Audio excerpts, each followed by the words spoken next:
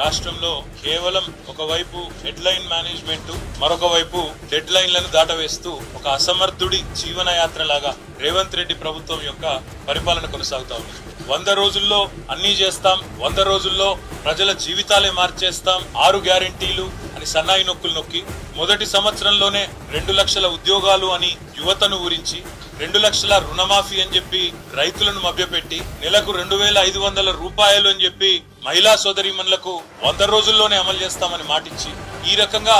రాష్ట్రంలోని ప్రతి వర్గాన్ని మోసం చేసిన ఘనత